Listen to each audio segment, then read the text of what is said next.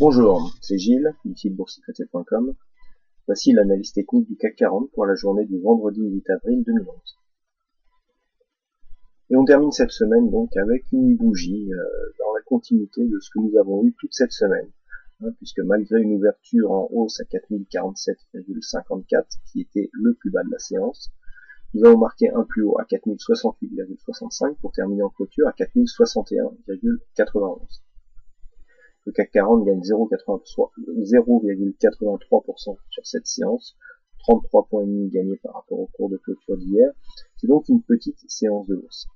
Alors, à noter, on me l'a fait remarquer hier, que bien la clôture de la séance avait été inscrite en baisse, relativement marquée par rapport à la volatilité ambiante, à cause d'une réplique en fait du séisme donc qui a touché le Japon. Donc je n'ai pas commenté cette baisse tout simplement parce que j'attendais de savoir l'impact réel qu'aurait cette nouvelle sur le marché.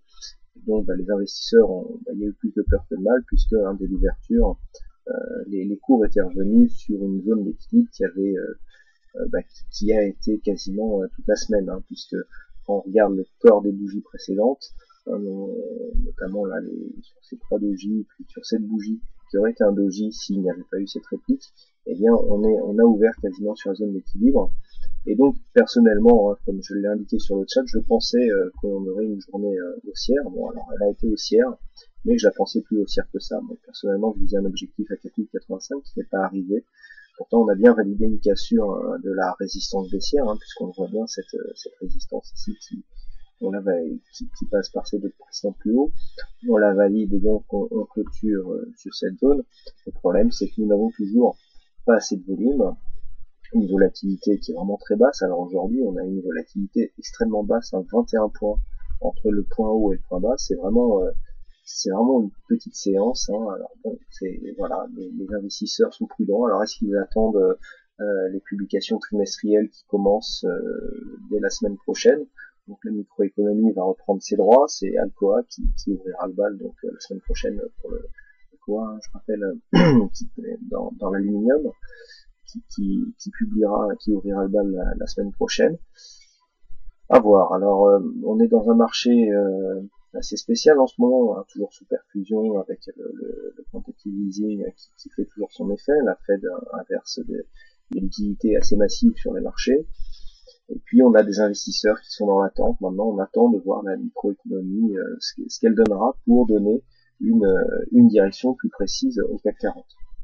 Donc en attente, comment jouer cette tendance? Eh bien, si on zoome un petit peu, on peut constater que depuis le début de la semaine, nous sommes donc dans un range, puisque nous avons été capés cette semaine, nous le verrons tout à l'heure sur la vue hebdomadaire, entre 4015 au plus bas et puis environ 4070 sur le point haut.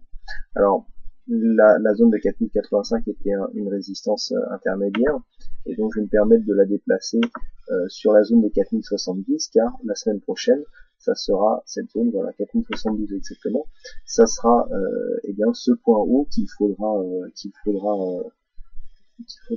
transpercer par le haut pour vraiment confirmer la tendance haussière. Un échec sous cette zone nous donnerait certainement une consolidation. Alors c'est un petit peu ce qui désoriente certains, c'est que nous sortons d'une tendance positive. On le voit bien ici, on a eu un premier trend assez dynamique, dans le cadre duquel on est sorti pour suivre un second trend, un trend secondaire, un peu moins dynamique, car moins pentu. Il y a eu une cassure, là on commence à s'écarter de ce deuxième trend. Alors, ça veut dire que nous sommes sortis de cette tendance haussière, et là le fait que nous soyons en train de nous en écarter, normalement donne une meilleure probabilité pour la consolidation. Le problème, c'est que la consolidation, depuis que nous sommes ici dans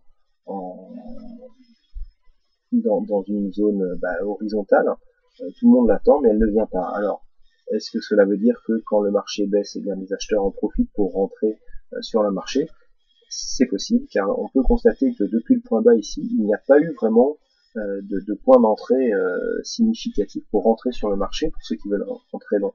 Personnellement, quand on a une tendance comme ça qui part à la hausse, moi j'aime bien attendre une petite consolidation court terme, avant de reprendre le train en route. Le fait de rentrer comme ça au milieu d'une tendance me donne une probabilité moindre de profiter de cette tendance, car si je prends position juste avant la consolidation, eh bien ça modifie un petit peu les ratios gain-perte. Et là, le problème, c'est que il n'y a pas eu de zone de consolidation notable qui aurait permis aux investisseurs de rentrer sur le marché. Donc peut-être que c'est ce qu'attendent certains investisseurs, peut-être que c'est aussi pour ça que le marché ne baisse pas, peut-être que voilà, on a bien ici un support assez solide au niveau des 4015. Ça peut être considéré comme un point d'entrée. Donc la microéconomie nous éclairera un peu plus la semaine prochaine. Et donc, il faudra bien surveiller à la baisse la zone des 4015. Si elle était cassée, pourrait nous ramener rapidement sur les 3990. 3990 est un support assez solide si on tient compte si on regarde cette tendance haussière, puisqu'elle a validé ici un overlap quasi parfait. Et donc, en cas de cassure de ces 3990, je rappelle, première zone 3950, on verra que c'est une zone importante, surtout d'un point de vue moyen terme.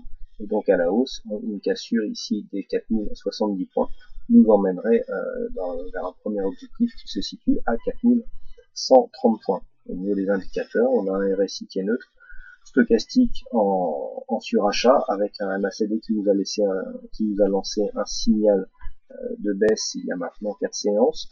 Donc c'est ce qui augmente pour moi les probabilités de connaître une consolidation. Mais les probabilités, tant qu'on n'est pas à 100%, sont faites aussi pour être prises à contre-pied. C'est parfois ce qui arrive. Je vous propose donc maintenant la vue hebdomadaire de cette séance. Alors, on le voit bien ici, on a un trend qui correspond au support haussier que nous avons aussi sur la vue journalière qui est en bleu.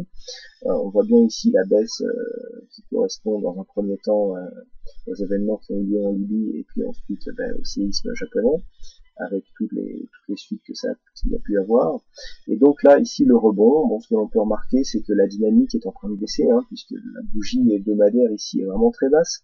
On a une différence entre le point haut et le point bas qui est inférieure à 60 points. On vient marquer un plus haut, donc la dynamique haussière est toujours là. Et vous voyez, bougie d'hésitation ici, les indicateurs qui sont assez neutres, puisqu'ici, on était sur un signal baissier qui s'invalide. Ça, c'est important à dire. On invalide un signal baissier d'un point de vue moyen terme, puisque, pour exemple, le stochastique ici, qui avait lancé un signal de vente, eh bien ici vient de recroiser sa ligne de signal, et donc annule le signal baissier. Le signal baissier avait été annulé aussi au niveau du MACD. Vous voyez qu'on sortait en plus d'un point de vue moyen terme d'une divergence, puisqu'ici nous avons deux plus hauts, alors que sur l'indicateur, ces plus hauts ne se retrouvent pas. Donc il y avait vraiment tous les éléments pour pouvoir connaître une zone baissière d'un point de vue un peu plus moyen terme. Mais non, là les cours remontent. Donc il faudrait vraiment, dans un premier temps, venir valider d'un point de vue moyen terme la zone des 4120. Et puis après, pour valider une continuité de tendance haussière, même si le plus bas ici est sorti du trend, mais il n'est pas plus bas que le précédent plus bas, eh bien il faudrait au moins aller inscrire des cotations supérieures ici au plus haut que nous avions eu, à savoir les 4169. Nous avions 4169 ici sur cette semaine. Donc d'un point de vue hebdomadaire, on est toujours neutre, puisque tant qu'on là ici ce plus bas est enfoncé, donc on a marqué un plus bas qui est sorti du trend, qui a lancé une attaque, et tant que nous n'avons pas marqué un plus haut supérieur ici au 4170, eh bien la tendance moyen terme sera neutre.